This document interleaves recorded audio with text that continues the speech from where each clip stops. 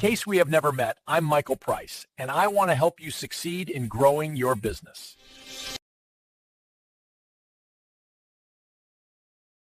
Welcome. I'm Nancy, your co-host, and today is May 15th. And I'm Michael Price, your host. Imagine you're handing over this absolutely flawless 500-page proposal to the biggest buyer in the entire world. Right, the U.S. federal government. Exactly, and there are zero typos. The formatting is pristine. Every single solution maps perfectly to their stated problem. Sounds like a sure thing. You'd think so, right? You hand it over and the buyer essentially just... they throw it right in the trash, and not because it's flawed, but because it's actually too perfect. Yeah, that is the wild reality of 2026. It really is. Welcome to the year 2026, where artificial intelligence has completely fundamentally broken how the federal government does business. It's a profound paradigm shift. I mean, the old rule book where you won a massive contract just by outrunning your competitors and, navigating all that red tape, that's entirely obsolete now. Completely gone. Yeah, we're looking at this high-speed, remarkably low-trust reality now. The people holding the purse strings look at a beautifully crafted document and immediately think, I don't trust this at all. And decoding that shift is exactly what we are doing today. For this deep dive, we've got a stack of internal 2026 briefing notes, combined with some just incredible commentary by Michael Crosby. Right, the CEO of Leadership Connect. Exactly. He recently sat down for, I think it was over 10 hours of direct one-on-one interviews with senior leaders across the whole federal landscape. We're talking heads of contracting, chief information officers, cybersecurity leads at the DoD, the Air Force, Health and Human Services, the NIH, and the Government Accountability Office. And the thing to remember is these aren't theoreticians.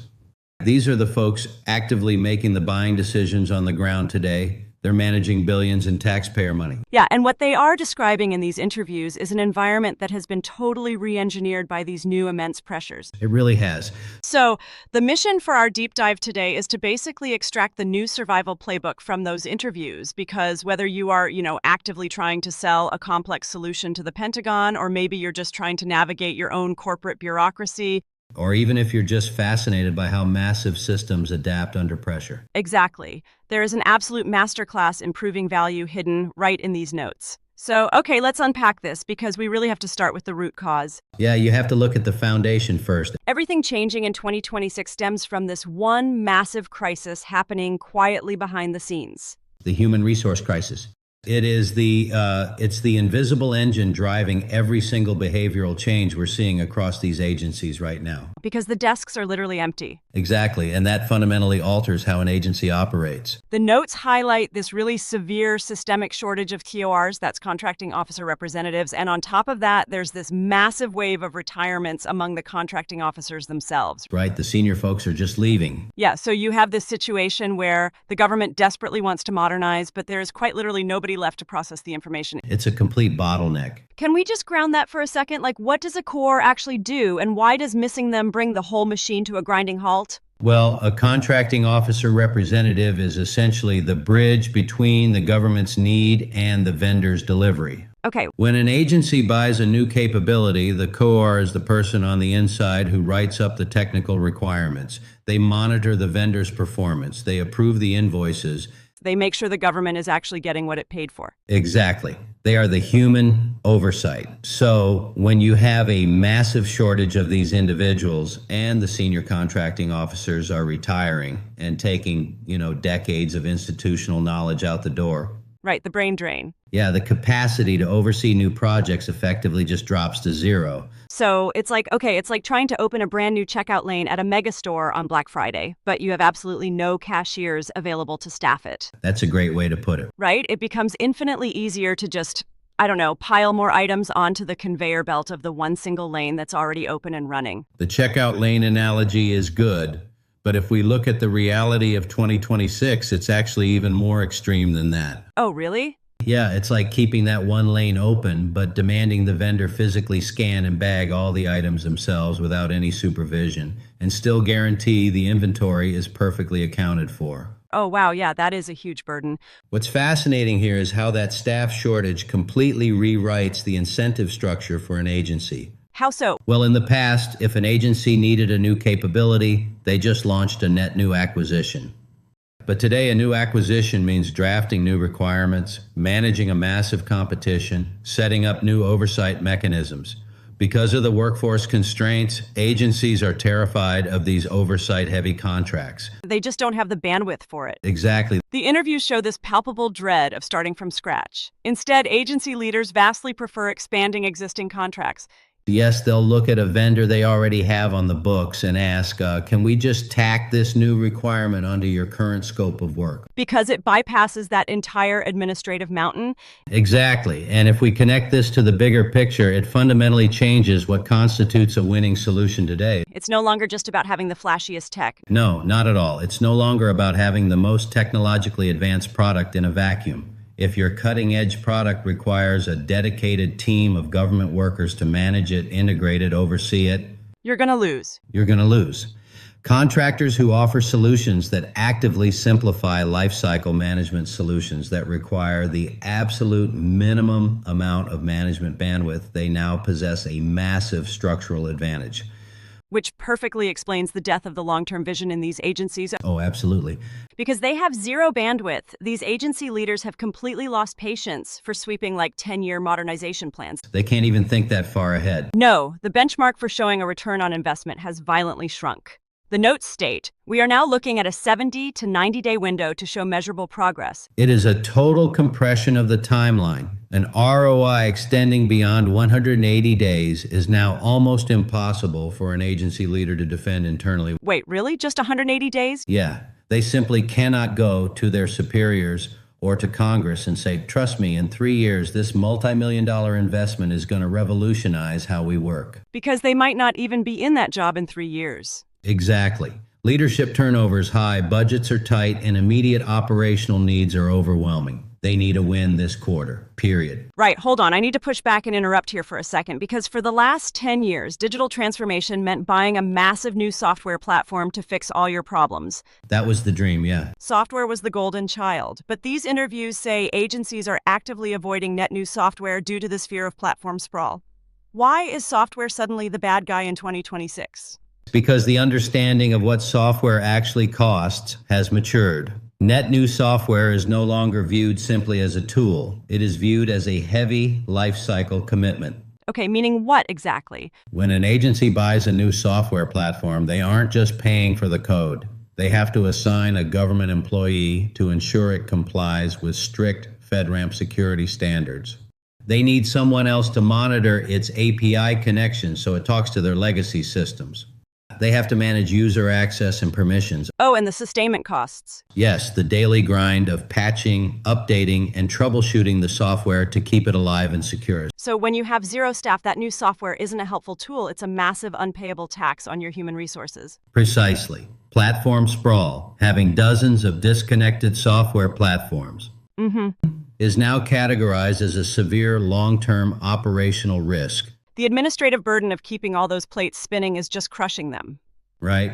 So the paradigm shift is this. Innovation without rationalization is now seen as a liability. That's a great way to put it. Agencies do not want to hear about a revolutionary 5-year enterprise dashboard. They want to know how you are going to fix a specific bottleneck in the next 45 days without making them hire 3 new people to manage it. The briefing notes actually say they look for a policy or a process fix before they even consider buying new software or hardware. Yeah, they want to fix the plumbing before they build an addition to the house. Exactly. They are asking, can we solve this by changing how we work rather than buying a new tool to do the work for us? Which is a huge shift in mindset. Okay, so let's put ourselves in the shoes of an agency leader for a minute. Okay. You're desperate for a quick, reliable win. You have 90 days to show ROI, but you have no staff to evaluate complex proposals, and you're terrified of buying something that requires heavy oversight. It's a tough spot. How do you actually choose a vendor? Because the old way was entirely based on reading massive written submissions, but the interviews point out that AI has completely broken that evaluation model. Completely broken it. This is where the technological environment crashes head-on into the workforce environment. The widespread use of generative AI in federal contracting has created this fascinating, unintended consequence because every single vendor now has access to highly advanced AI to help draft their proposals. The written submissions are starting to look identical. Exactly. They all feature this pristine, high-quality, perfectly formatted prose. There are no typos. Every single government buzzword is placed perfectly in the text. AI has leveled the playing field for written communication to the point where The federal philosophy has officially shifted to paper is not enough. If the paper is perfect, the paper is useless as a differentiator. That is wild. Agency officials literally cannot distinguish between a highly competent vendor and a terrible vendor based on the submitted text alone. Because a 3-person startup with a ChatGPT subscription can generate a proposal that sounds just as authoritative as a legacy defense contractor with 10,000 employees. Exactly. Here's where it gets really interesting. Because paper is dead, the official evaluation channels are drying up. Right? The formal systems. Yeah, like there is a formal system in the government called CPARS, the Contractor Performance Assessment Reporting System. Yes. It's supposed to be the official documented record of how well a vendor performed on past contracts, but the interviews show agency officials are actively bypassing it now. Well, CPARS is notoriously lagged and often very generalized. When you are looking for a 90-day win, a 2-year-old formal review doesn't really help you. Exactly. So instead, they are conducting these informal whispered peer validations. Yes. Under the guise of informal market research, they are picking up the phone, calling their counterparts at other agencies and asking, hey, I know this vendor's proposal looks amazing, but are they actually any good? Did they actually deliver for you? This raises an important question about how risk is assessed today. Yeah. In a capacity-constrained system, the default posture, especially in high-stakes environments like defense and cyber, has become don't trust, prove it. Prove it. You cannot build trust through a beautifully written document anymore, and you can't even rely entirely on the formal bureaucratic rating systems. It's like a teacher trying to grade science essays where every single student in the class used an AI to write a brilliant paper on chemical reactions. Right? You can't grade the paper anymore to find out who actually understands the science. You have to make them stand at the front of the room, mix the baking soda and vinegar, and build the volcano in front of you. Show me it erupts. I love that. And it's true. The requirement for measurable proof has moved all the way to the front of the acquisition process. You have to build the volcano before you get the contract. And that completely flips the traditional sequence of how federal sales operate. Which brings us to the actual survival playbook. If paper is dead and trust is at an all-time low, what actually gets a vendor into the room today? Well, the sources outline a very specific new sequence of operations. Pilot first, measurable win second, scale third. And we really need to clarify what a pilot means in this 2026 context, don't we? Oh, absolutely. Vendors are increasingly expected to offer no-cost pilots or proofs of concept as the primary entry point. No cost? Yes. You have to come in at your own expense and demonstrate that your solution actually works within their specific messy legacy IT environment. So you are essentially forced to finance your own job interview before you even know if there is a real budget for the project? Basically, yeah. How does a vendor even afford to do that without going bankrupt? I mean, doing a live integration as a free pilot sounds incredibly expensive. It is expensive, which is why it changes the entire business model for contractors. Mm-hmm.